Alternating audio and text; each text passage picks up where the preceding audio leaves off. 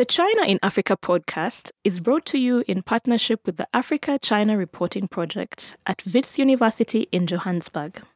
The ACRP aims to improve the quality of reporting on Africa-China relations through reporting grants, workshops, and other opportunities for journalists. More information at africachinareporting.co.za and our dedicated training website at africachinatraining.com. Hello and welcome to another edition of the China in Africa podcast, a proud member of the Sinica network from SubChina. I'm Eric Olander, and as always, I'm joined by Cobus van Staden, the senior China-Africa researcher at the South African Institute of International Affairs in Johannesburg, South Africa. A very good morning to you, Cobus. Good morning. Cobus, good morning. Happy New Year. Merry Christmas. The whole thing, 2021, is now off to a start. I want to welcome everybody to our 11th year of doing this podcast. I can't believe it started all the way back in 2010, 500 some odd episodes later, Cobus, and here we are. It's really amazing. We're very excited in part because this is a super busy year. We took a couple of weeks off for the holidays, and during that time, normally it's very, very quiet and the news cycle kind of slows down. Not surprisingly, that did not happen. A lot of things are underway right now. What we normally do at the end of every year and the beginning of a new year over these past 11 years is we do a year in review and a year in preview show. And it's been kind of a custom and a tradition of ours. But we thought, given what 2020 was, it needed a different approach. And so rather than us do the year in review show, which would invariably focus on debt, COVID-19, vaccines, U.S.-China-Africa relations, there was no tension between Cobus and I in terms of what we saw happen last year. We said, okay, let's throw that away. And this year we're doing something very, very different. We're going to only do a year ahead show. One of the things that we're really looking at right now is going to be this question of the Forum on China-Africa Cooperation Summit, FOCAC.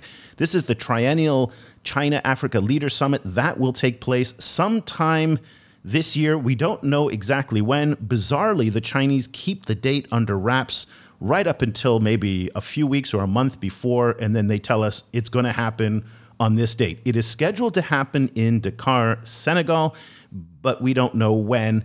But you can clearly see there's buildup to it in the Chinese messaging that FOCAC is going to be an important milestone for 2021.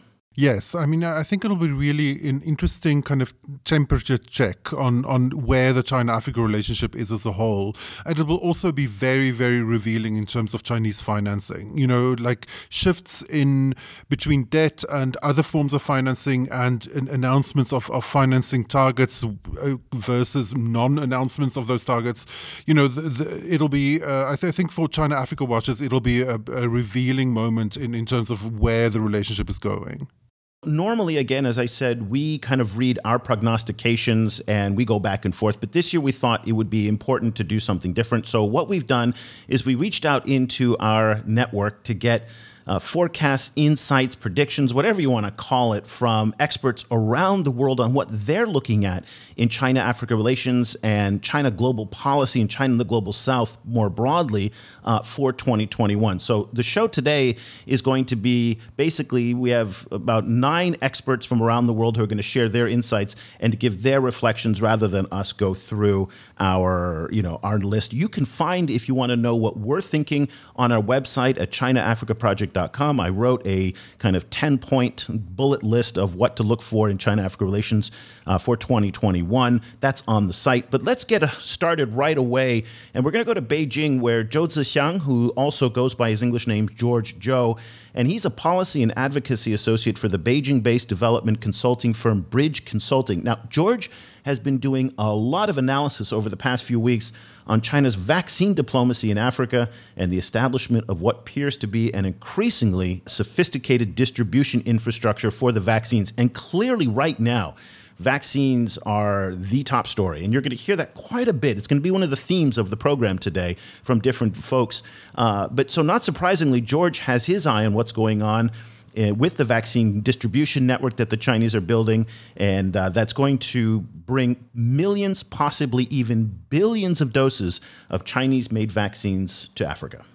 Obtaining and distributing COVID-19 vaccine will be a top priority for African countries in 2021, and a key issue in the China-African relations given China's pledge to make its COVID-19 vaccine a global public good, and Chinese leaders' recent promise to prioritize developing countries, especially African countries' demand for COVID-19 vaccine.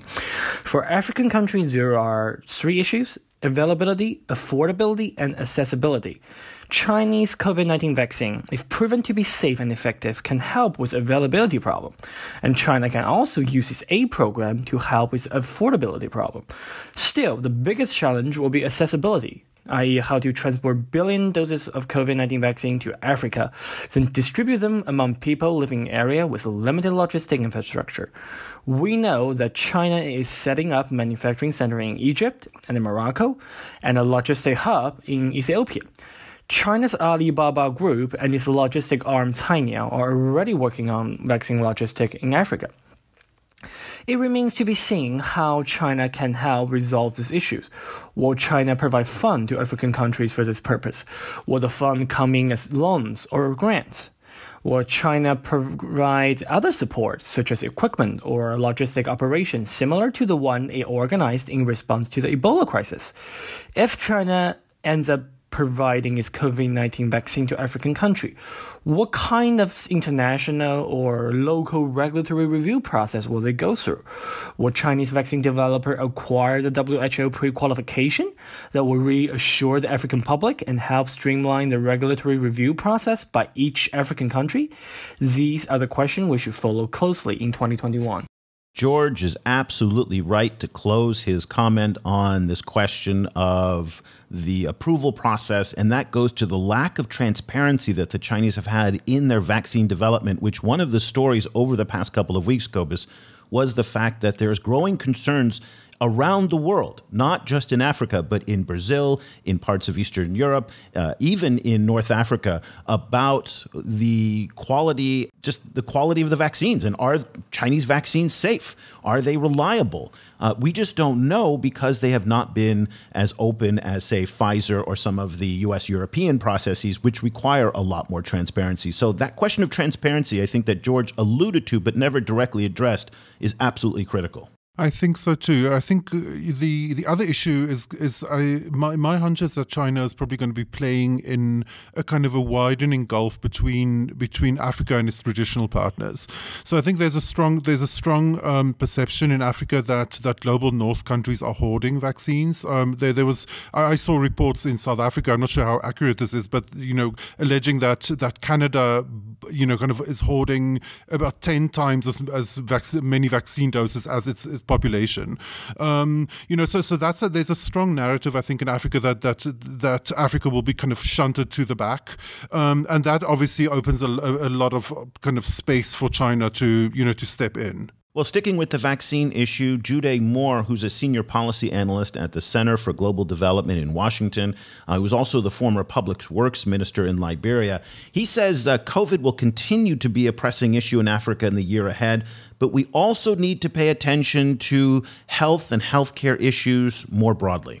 I think a defining feature of the new year and probably into 2022 is going to continue to be the coronavirus and this two-tier system that we have regarding access to vaccines and the ability to open up the economy and to begin the exchange of persons, right? People being able to travel. For many Africans, it's probably not going to be new because all across the world, travel has always been difficult for us. And this simply gives people who have never really welcomed the Africans, it just gives them another reason to prevent Africans from travel. So I think the virus is going to continue to dominate our lives in 2021. But also, I think all of the other diseases, the diseases that have been sort of neglected because of the focus on the virus, there might be other outbreaks of Ebola again, Lassa fever, or just even regular vaccination for other tropical diseases that have sort of been overlooked and neglected because of the virus. So I think health and healthcare is going to be big in the next year. And Cobus, that is going to play right into the U.S.-China dispute, in part because the U.S. is by far the largest contributor to global public health, especially in Africa. The Chinese are playing up their contributions in the COVID-19 aspect of it all. But there is a tense messaging battle between the two. But I'm glad that Gyude brought that up, that there is a lot more at play than just COVID-19 in the healthcare sector. It'll be very interesting to see, and I think this year will be revealing in that respect, how the different kind of health infrastructures set up by American and Chinese actors in Africa will work. Obviously China as a network of kind of medical teams across the continent. It'll be interesting to see whether and how they kind of play into the vaccine rollout. And then I really share Jude's fear about the racialization of COVID, especially later in 2021. The idea that, you come from a poor country where, please produce your COVID certificate. That I 100% will see that becoming a kind of a barrier to travel from Africa.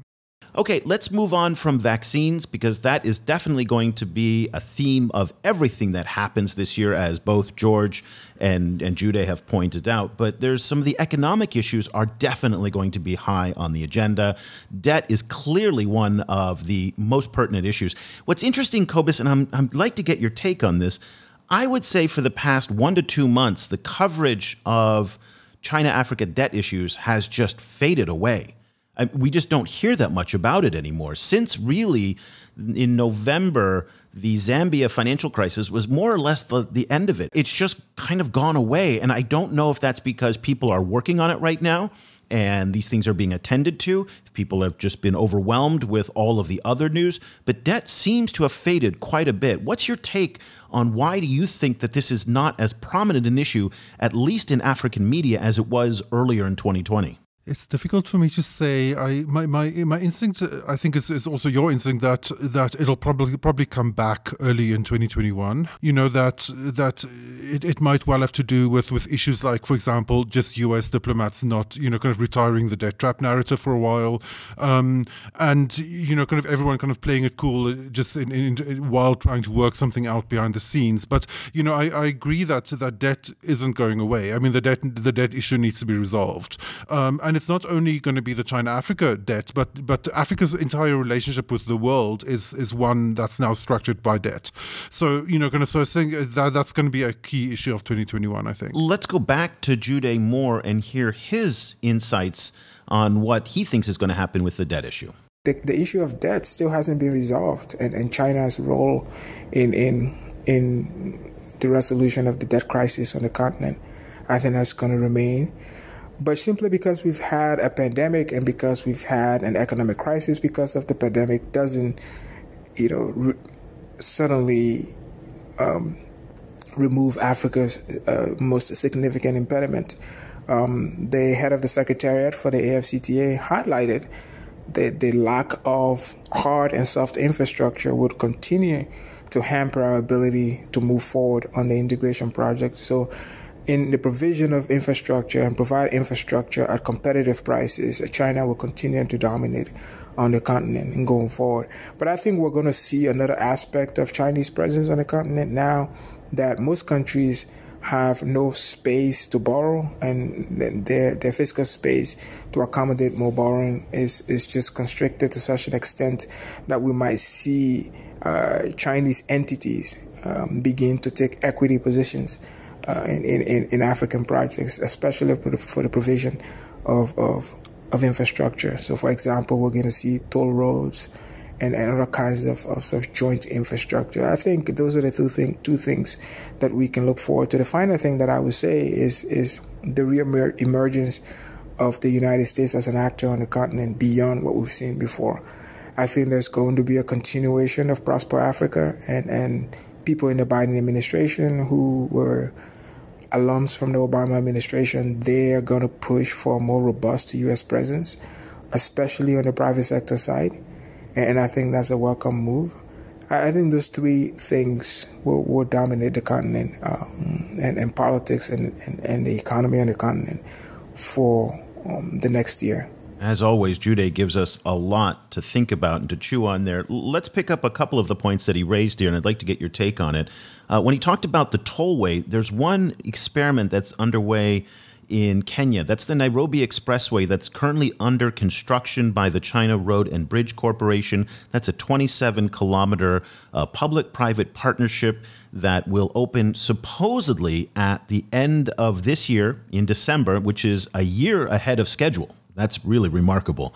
And this is a public-private partnership where CRBC is going to earn most of the money up front, and then in 25 years or something like that, they will hand over the project back to the Kenyans. And that is the model that a lot of people are looking to see if it will work elsewhere. But public-private partnerships, Cobus, have a rather limited application, in part because they have to be revenue generating from the start.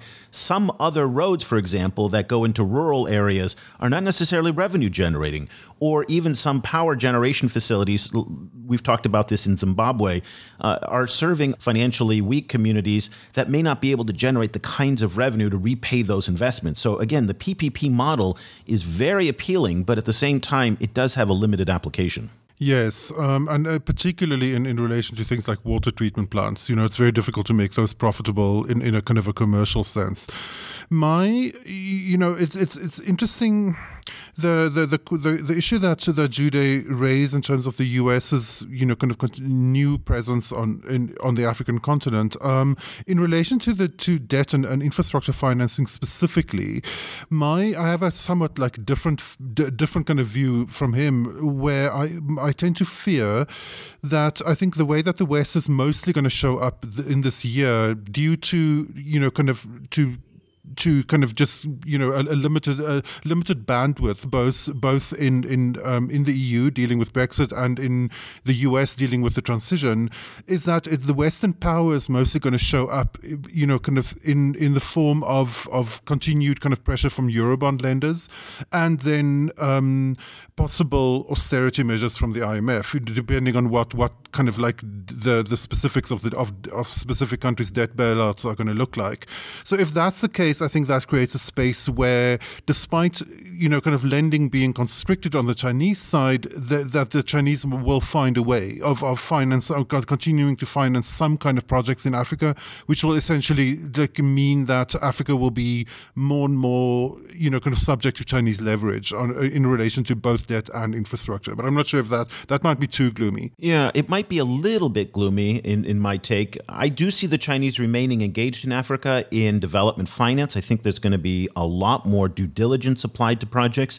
So we talked about the Nairobi Expressway as being one model. Another model is the Akk Pipeline in Nigeria. This is a gas pipeline that's domestic, bringing liquid natural gas from the south up to the north. That's a $2.5 billion project being largely underwritten by the China Exim Bank. That's another one, but again, that has revenue models built into it. So I think that's the direction we're going to see things go. So in pure development terms of building $6 billion railroads, for example, maybe not. That being said, I've been corrected on this on a number of occasions. They're talking about building new railroads in East Africa outside of Kenya, and the China Exim Bank is a player there. So we still may continue to see that. A lot of this discussion gained intensity at the end of 2020 with the report from Boston University that showed a sharp drop in development finance money. It's worth noting that there are different ways of calculating that development finance money, that the Chinese main primary policy banks, the China Development Bank and the China Exim Bank, and how they lend money. So there's a little bit of contention over those figures, but no matter what, there does seem to be a consensus that lending is going down.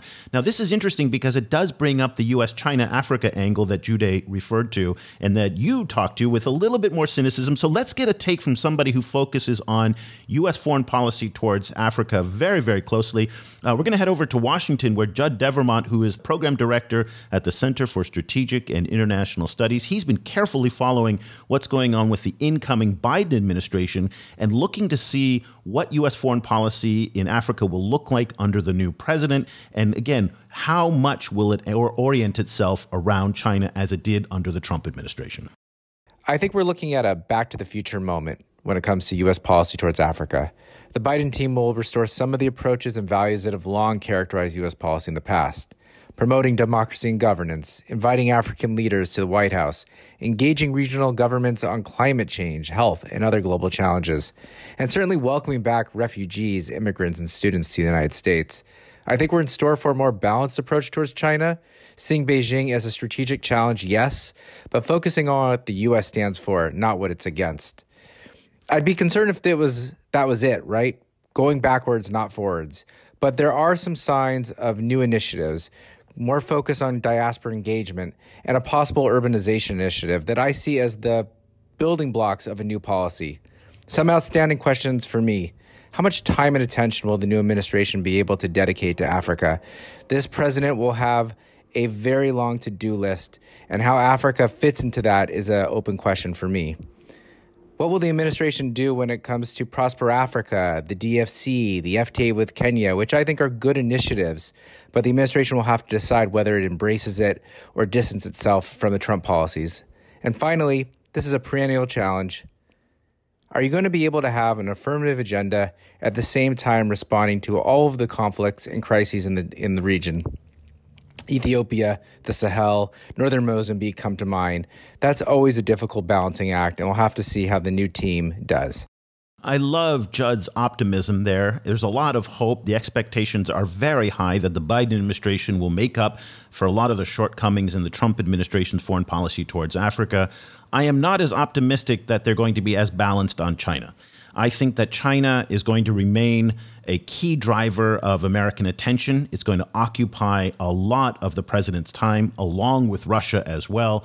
And I'm not so sure that's going to be removed from Africa policy as a whole. So a lot of the Trump administration policies, including Prosper Africa and the DFC and the U.S. Exim Bank, all have mandates to challenge China around the world and including in Africa. And I don't see that changing under the Biden administration. Yeah, I agree. I think what is going to change is the style and the method of kind of how this issue is tackled. But I think the kind of general, I think there's such a kind of anti-China coalition across the aisle in the US at the moment that it's going to be very difficult to have a more kind of conciliatory or cooperative relationship with China, which is exactly what the US needs to do in Africa. Maybe not elsewhere, but in Africa particularly, there's a lot of opportunities for cooperation.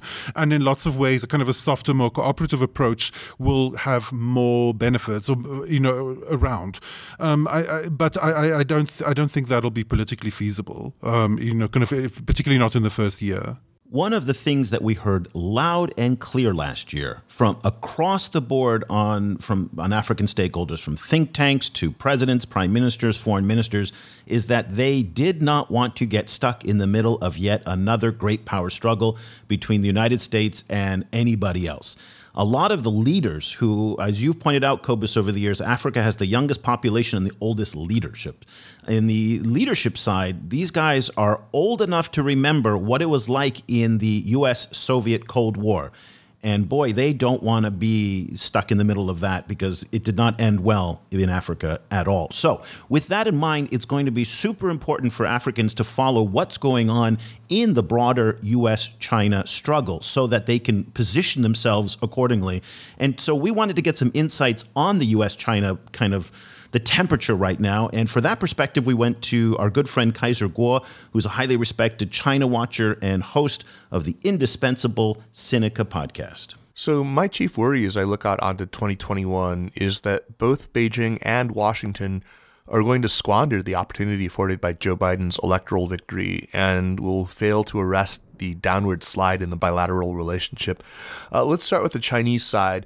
On the one hand, I worry that the Beijing leadership has very much overplayed its hand and has misjudged the extent to which, even as other leaders around the world recoiled at Trump's inchoate nationalistic spasms over the last 4 years, they're even less impressed with the way Beijing has wielded its clout during Trump's years in office. This isn't true just of countries that have historically leaned toward Washington either. And on the other hand, I'm also worried that Beijing may believe that the question of American intention is now finally settled.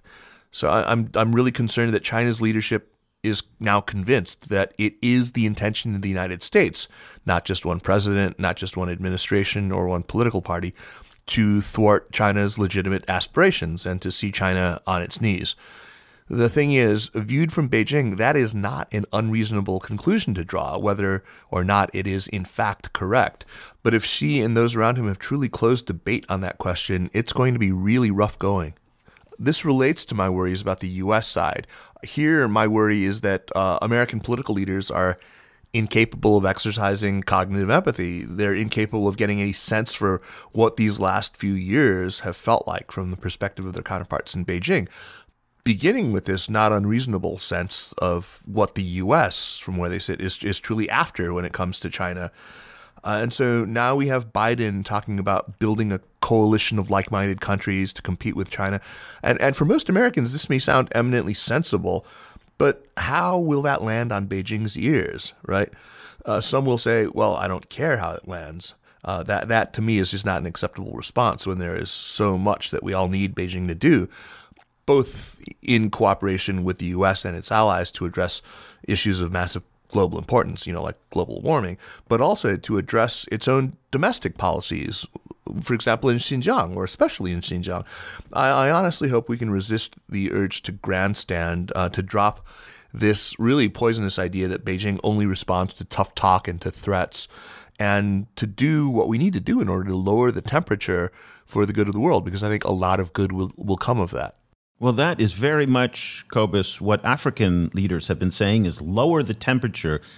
Given what Kaiser said, how do you think African governments are going to position themselves in the U.S.-China dispute? This is very, very kind of interesting and complicated. I think a lot of African leaders will kind of move from the assumption that whatever kind of position they are in relation to this kind of, in relation to the U.S.-China conflict, they're going to be in a very subordinate position. They're going to be in a very marginalized position. I think the real kind of coalition building, against China is happening among in the global north, and with allied countries like Australia and New Zealand. So if there is a Biden administration kind of move to shore up support and to create new kind of blocks, to subtly kind of undermine China and Africa by engaging African leaders, that'll be interesting. But I think one of the things to keep in mind is that the Biden administration faces some challenges in Africa that doesn't have to do with China. Most specifically, as Judd mentioned, the US is a historical security provider in Africa, and it always champions democracy, or that at least in terms of rhetoric. And both of those are key challenges in Africa this year. Like, we've seen a real retreat in democracy, over the last, year in Africa. And we see very worrying security situations. One very close to home to us is in northern Mozambique. And so, whether the U.S. has... the U.S. may have to make some hard decisions about this, right? Kind of because it's going to be difficult to shore up, kind of blocks of leaders or states willing to work with it against China if it's also pushing for democratization in those same states, or if it's also kind of considering some form of intervention to deal with the security situation.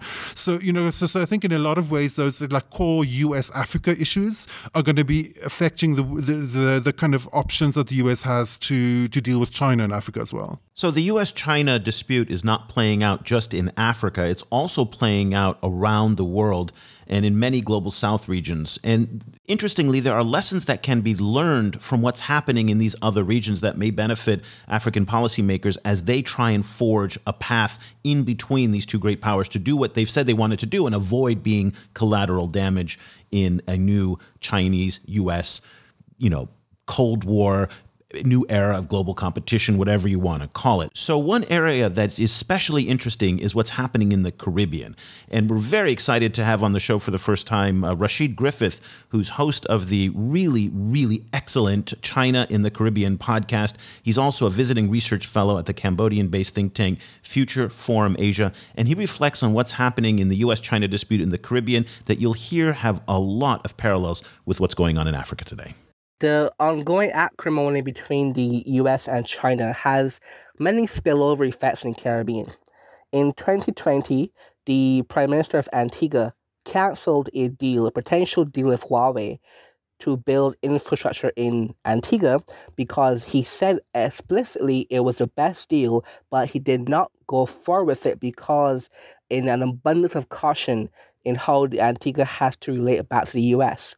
In the same year, 2020, the Prime Minister of Barbados, Mia Mottley, boycotted a summit between Secretary Pompeo and other Caribbean leaders because she accused Pompeo and the US of trying to divide the Caribbean on various issues of interest to the US, like Venezuela, like China, loans, and so forth. On top of that, the general infrastructure plan of the Caribbean as it relates to China is going to be very heavy on the agenda. So, for example, the new president of Guyana, Ali, he came into power and chided the Chinese ambassador to Guyana over a bunch of almost failed projects that Chinese firms had been building in Guyana over the last decade, and they have not yet to come to fruition. And the country that has to do with many cost overruns and the spillover from that. In other Caribbean countries, actually trying to promote how to get more loans and investments from China. Although there's a lot of discussion about loans of China to Latin America, most of those numbers actually only account for Latin America, like Venezuela, Peru, and so on. If you actually look at numbers even as recent as 2018, only 0.3%, the loans from China only accounted for around 0.3% of the regional GDP. So it's pretty almost trivial in some on a yearly basis. So the way that the Caribbean might want to kind of go forward with this is to not deal it so much on a bilateral basis, but actually go through a multilateral process. So China has actually been a donor country to the Caribbean Development Bank for some years, and that's now becoming to a much more active platform for loans arrangements. Also to note, the U.S. is not a donor member to the Caribbean Development Bank, and that might also be an interesting thing to watch in the coming years. How this political tension between China and the U.S. almost forces the U.S.'s hand to kind of be more engaging with the Caribbean after decades of neglect. Fascinating what's happening in the Caribbean. And again, you hear so many of the same issues that we hear in Africa as well about Huawei, debt, U.S., China. Another region we're going to focus a lot on in 2021, both here at CAP, but certainly in foreign ministries in Beijing and across the African continent, is in the Middle East, North Africa region. And for that, we're really excited to have the perspectives of Andrea Giuselli, who's an assistant professor at Fudan University in Shanghai. He's also the head of research at the China Mediterranean Project and writes the absolutely fascinating monthly China Med Observer column that we publish every month on CAP, and also you can find it on the China Med website, which I'll put a link to in the show notes. Andrea is looking at 3 key issues in the MENA region for this year. For sure, 2020 gave us a lot of things to think about.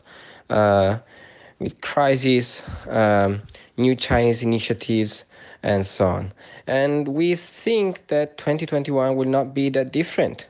So in particular, we will be looking at 3 broad issues. The first one is the growing number of regional crises, from long-standing ones, such as the war in Libya or in Syria or in Yemen, to new ones, so to speak. So tensions in the Eastern Mediterranean, especially between France, Greece, and Turkey. We look at tensions between Ethiopia, Sudan, and Egypt, of course. And of course, as there is a growing demand for, on the side of regional players for external help, we think that it would be very interesting to see how China, if and how China will decide to get involved. China has always been very careful. Let's see if it will be the same in 2021. Also, we will look at the growing competitive dynamic that exists between China and the United States, and how that will develop in the Mediterranean region. Of course, we will pay special attention to Iran, but also in other places where, unfortunately, the shadow of this bipolar rivalry is looming large. So we will also look at how that will influence and shape China's relations with the region. Finally, not less important, is we always think much of the one key assumption of our thinking about Chinese diplomacy and China's engagement with the wider Mediterranean region is that China will continue to be involved there. At least in economic terms, its presence will continue to grow. But will it be the case? We know Chinese economy is undergoing deep transformations. In some cases, that might translate into more investments abroad, but also maybe for fear of debt, both too much debt on the recipient side or too much debt on the Chinese side.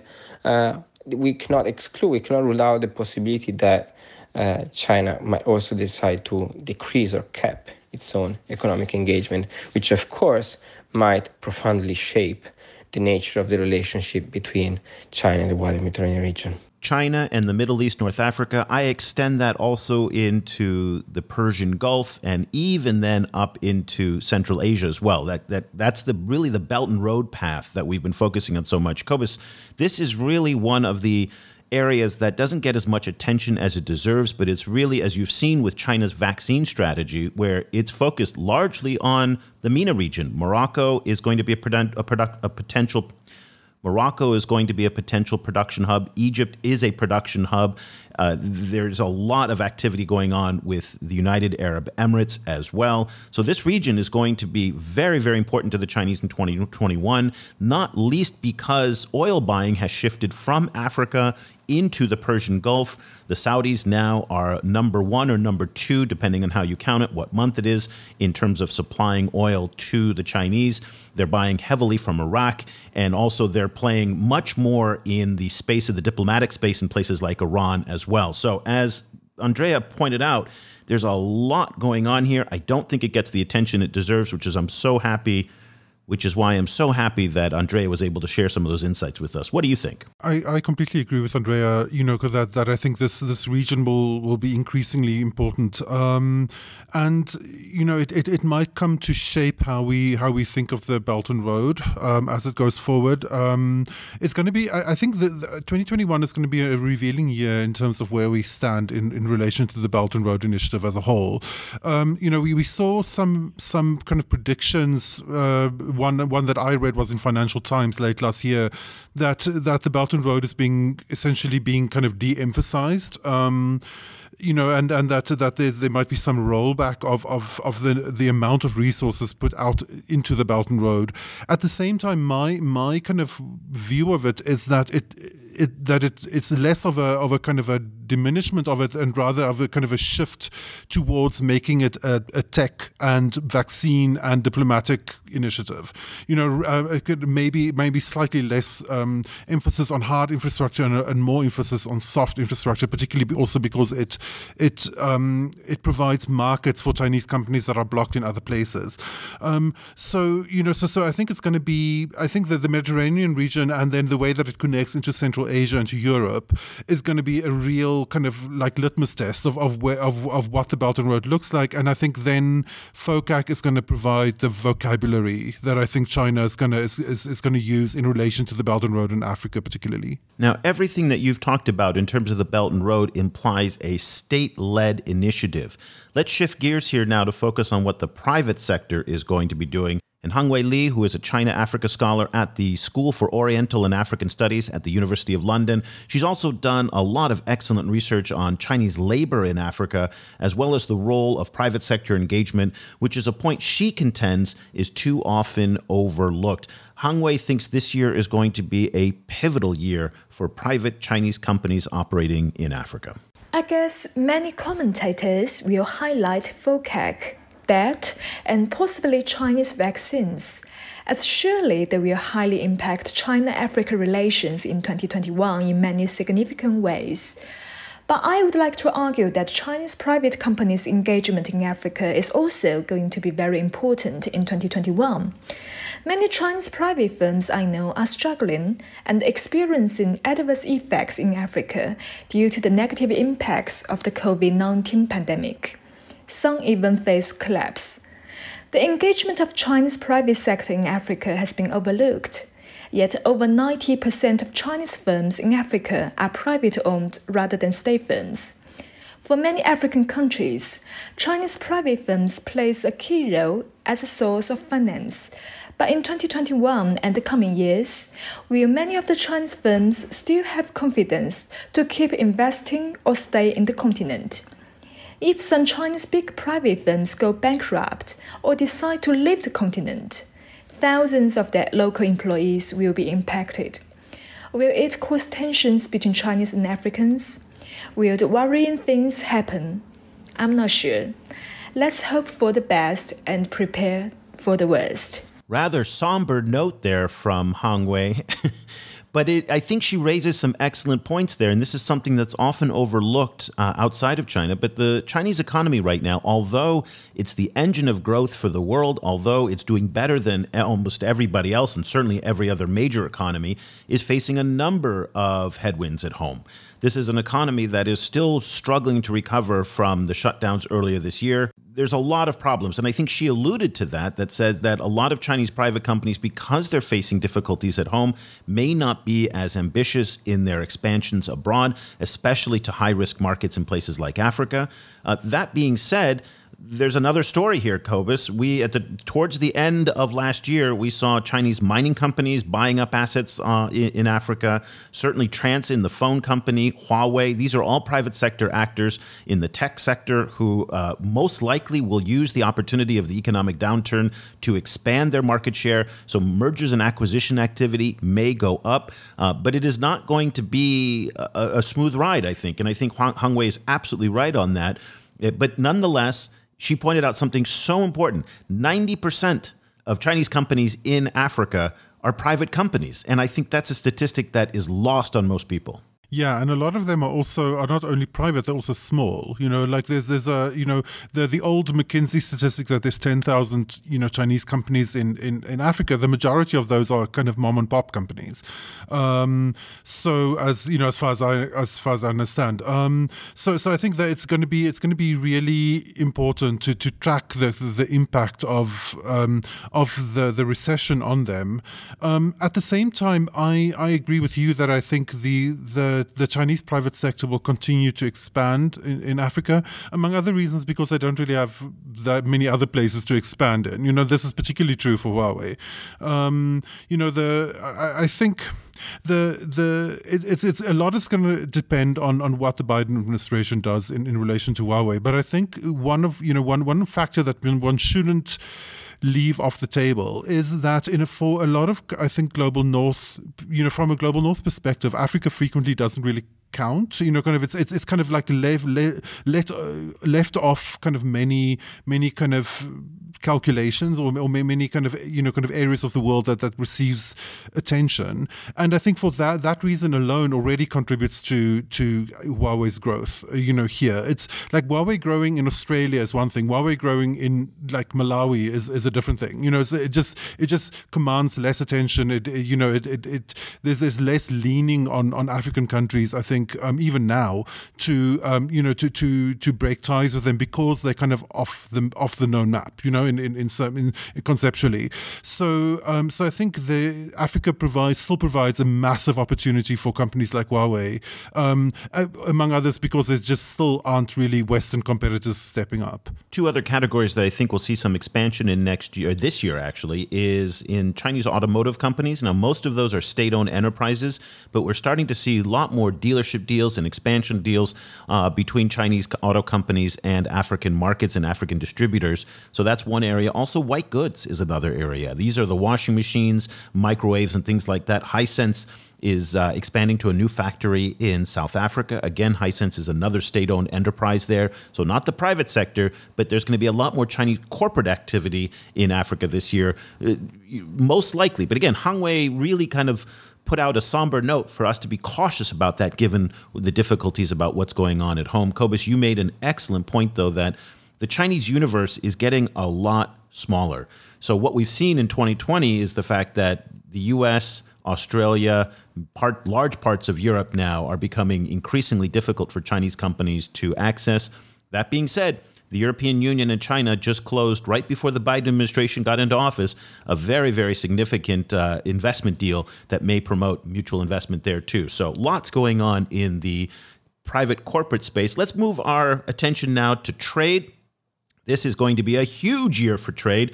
On January 1st, two key milestones were announced. Number one is the arrival, finally, of the Africa Continental Free Trade Area. This is something that has been the dream for decades, and now it is finally here. Africa is now one of the world's largest free trading zones, depending on how you measure it. $2.5 trillion in trade across the continent. What's interesting, Cobus, is that we started to hear back in June or July the first kind of bubblings of how the Chinese might kind of take advantage of the AFCTA, and by bolting on the BRI with the AFCTA. Now, that sounds like a marriage made in heaven, in part because infrastructure is one of the key limiting factors and that really holds back the growth potential of the AFCTA. And it's something that Gyude pointed out at the top of the show, but also we started to hear in December with the arrival of the AFCTA that there are not enough customs stations that in Africa to really be able to process the trade. The roads are not sufficiently strong for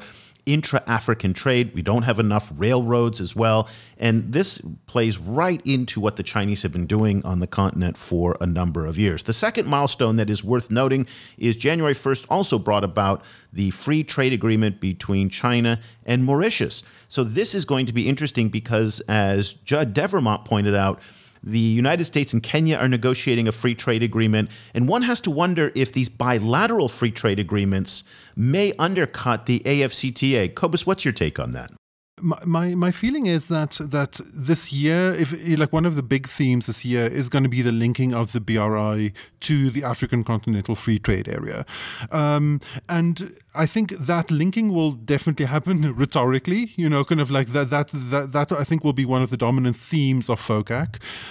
How it's going to happen materially and on the ground is a different issue, because that as many people have pointed out, Africa just simply at the moment, free trade is held back in Africa at the moment because Africa simply doesn't have the infrastructure, the kind of cross-border, kind of roads, railways, customs, inspection facilities, and so on. So it's going to take a while for the free trade, agreement to really move. And I think there is the danger of it being weakened by bilateral deals.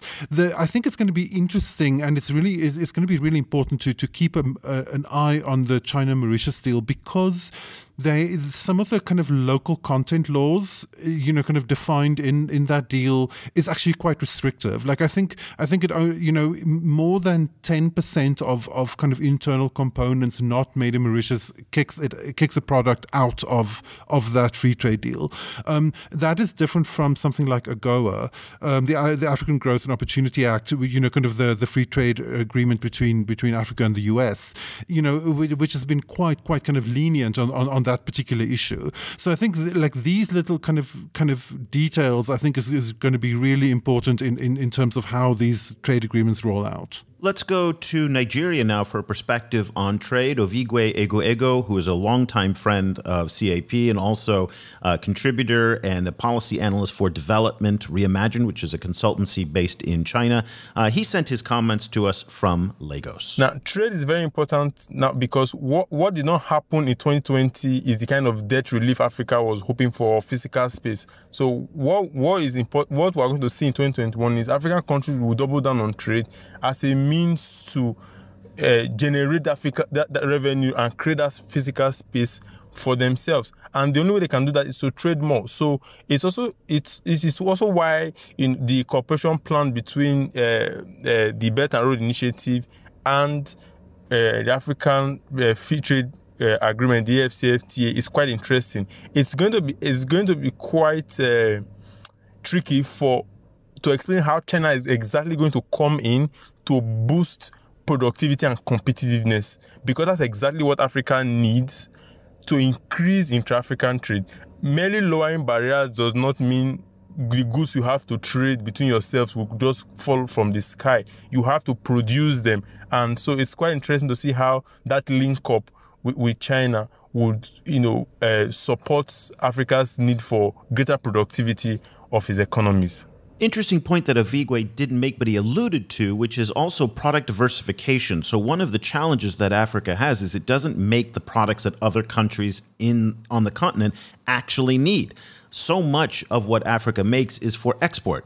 I mean, we're talking about Rwanda making coffee for Kenya. I mean, that's just not going to happen. So one of the other things that we need to see is more diversification in terms of the types of products that are being made so that that can facilitate trade. So one country can leverage its competitive advantage and sell to another. That's something where, Cobus, we could bring in some of those 10,000 Chinese companies that McKinsey talked about all those years ago, because they are quite good at starting up small-scale manufacturing. So one of the areas, in addition to the BRI, might be for Chinese companies and investors in manufacturing to help develop that product diversification. Yes, I recently saw an interesting statistic that that while intra-African trade is the rates of it is very low. Like at the moment, I think is 14%, 15% of Africa's total trade is with other African countries, so it's very low. However, the stuff that they're trading actually tends to be more developed, more finished goods rather than raw materials. So Africa's trade with the rest of the world is dominated by raw materials, but actually Africa's trade with itself is increasingly moving towards finished and produced products. So that's an encouraging sign, I think. Kind of if that can be boosted and if that trade can be facilitated, then great. And I agree with you. I think Chinese companies can play a big role there. Okay, let's close out our discussion now with a big picture look at what's going on. And for that, I wanted to have Cliff Mboya, who's the director of research at C4 Public Affairs. It's a boutique consulting firm based in Nairobi that specializes in China-Africa public affairs. For those of you who are not familiar with Cliff, he's one of the leading voices in Chinese public diplomacy in East Africa. Last June, he received his doctorate degree from Fudan University in Shanghai. And prior to that, he spent 5 years as an information and public affairs officer in the Chinese embassy in Nairobi. We've had Cliff on the show previously. He really talks a lot about Chinese soft power in Africa, Chinese communication, messaging, diplomatic, Twitter, for example, he's expert on. And I asked him, I said, give us the big picture. You're going to hear him kind of repeat some of the themes that we've heard over the past hour, but I think it's interesting the way that he kind of brings them all together, and he also, again, brings up a few other issues that are worth noting. In 2021, COVID diplomacy will give way to vaccine diplomacy, and following China's relative success in its COVID diplomacy, it will want to ride on that and push its soft power agenda through vaccine diplomacy, And then number two, I think we'll see a lot of private sector engagement. And this will be as a result of reduced state funding to state-owned enterprises, which will leave opportunities for the private sector to engage in Africa. And this has already been set in motion, and the success of the 2020 private sector cooperation format gives credence to this, and it will be interesting to see how this works out, And then e-commerce will also be key, where we have seen an acceleration of e-commerce in Africa during the pandemic, and Chinese e-commerce giants like Alibaba are aggressively aligning themselves in Africa, and it will be interesting to see how this pans out in 2021. I just hope that African countries will put in conducive policies so that we don't lose out in this very important sector, Lastly, technology will be very important. The 5G debate will rage in 2021, and we will see if African countries fully embrace Huawei, and whether the conflict between Huawei and the US and other European countries will affect the implementation of 5G in Africa. So this will be the key issues in China-Africa in the year 2021. Interesting how Cliff, in his comments, in his 4 points that he raised, touched on so many of the different themes that we heard from everybody else. And people in Washington, in Beijing, and also in Africa, Nairobi and Lagos all seem to be thinking about very much the same thing. So vaccines are on people's minds. The U.S.-China dispute is on people's minds. Debt is something that's on, people are really still concerned about, even though it's not being addressed that much in the media. We must keep that in mind and top of the agenda as well. So Cobus, we've packed in a lot of information here. This has been a dense hour of discussion. It's probably too early to ask you to kind of reflect on it, and just because it hasn't had time to marinate and to settle in. But what is your reflection based on what you've heard from folks about what they said and maybe what they didn't say? What are some of the issues that you didn't hear from some of our experts? Yeah, it's interesting. One of the things I didn't hear is climate change, or a lot of focus on climate change, and particularly kind of the issue of Chinese companies building coal-fired power plants in Africa. I think that's going to become a hotter and hotter political issue, maybe not in the first half of the year, but probably from the second half of the year going onwards. I was also struck by so Wang Yi, the Chinese foreign minister, is in the next few days is undertaking his traditional first of the year visit to Africa. He always tours a bunch of African countries at the beginning of the year. This time he's going to Tanzania, he's going to the Seychelles, to Botswana, but then also to Nigeria and the DRC, which I thought is interesting because, the DRC, I mean, again, this is complete, just conjecture, because it's almost impossible to say what the thinking was behind these choices. It's always a puzzle, but this is, kind of saying, taking that as it is. It struck me as interesting that he's visiting the DRC, which is such a site of Chinese corporate engagement, particularly in sewing up access to tantalum and cobalt, and that he's visiting Nigeria, which has been the site of China's biggest diplomatic crisis in Africa, I think, for years and years and years. So the fallout from the incidents in Guangzhou in April really took place in Nigeria and really shifted, I think, Africa-China diplomacy to a different place, to the extent that the Chinese ambassador at that stage was subsequently moved to a different African country.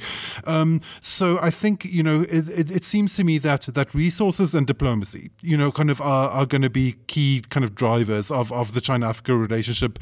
They were key drivers in the past, and they're going to be key drivers in the future, I think. Interestingly, the movement of Zhou from Nigeria to Kenya, which did happen last year, may not have been a result of the tensions that experienced in Nigeria. That could have, the way the Chinese Foreign Ministry said was that it was just part of their normal rotations. Just wanted to put that out. A couple other points that I see that weren't mentioned in some of the comments that I think are worth considering for the year ahead.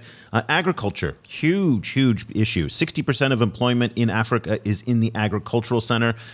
We have an excellent article on our website by Lu Xingqing, who is a China-Africa agricultural analyst, on why agriculture should be top of the agenda in the upcoming FOCAC. So we'd like to see more trade, particularly as we've talked about BRI and the Africa Continental Free Trade Agreement. So more agricultural exports into the vast China market. This is going to be especially important for China as it seeks to diversify some of its agricultural purchases away from, say, Brazil and the United States. Even though Africa is not well positioned to replace them, it can be a supplement to it. So there was an interesting soybean deal between Tanzania and China that does represent the growth in agriculture, or at least the potential for growth in the agricultural sector.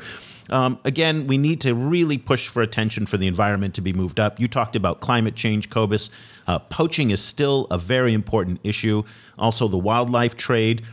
The Chinese have made a lot of progress in implementing new wildlife trafficking laws and also live animal sales in wet markets, but these have a lot of loopholes in them. There's a lot of fine print. It doesn't go far enough. It is progress, but it is not enough progress, so it would be interesting to see if that stays on the agenda.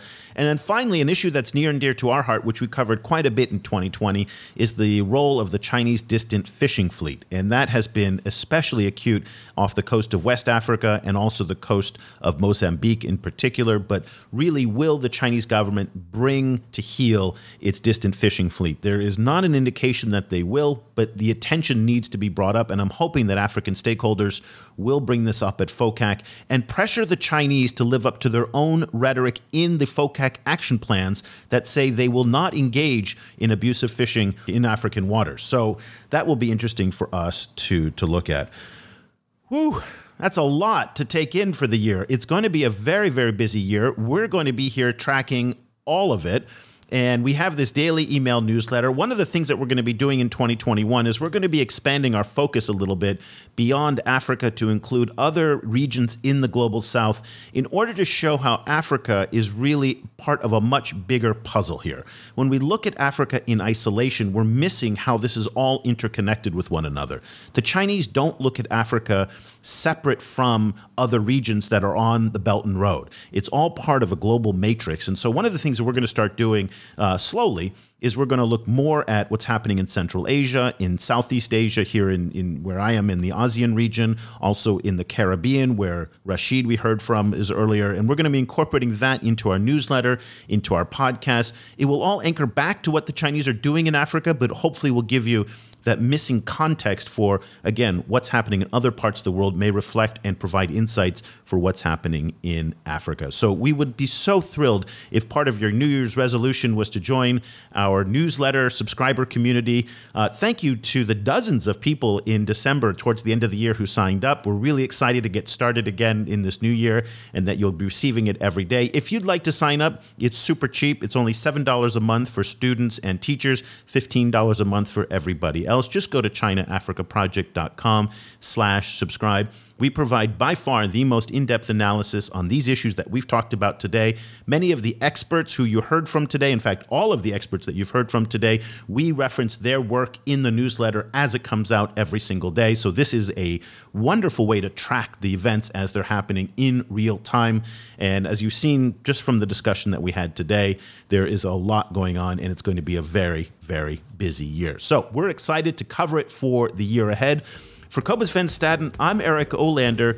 Thank you so much for taking the time to listen to the show, and we'll be back again next week with another edition of the China in Africa podcast. The discussion continues online. Head over to facebook.com/China Africa Project to share your thoughts on today's show. Or follow the guys on Twitter. Eric's at Eolanda, and you can find Cobus at Stadenesque. For more information about the China Africa Project, and to sign up for our free weekly email news brief, go to ChinaAfricaProject.com.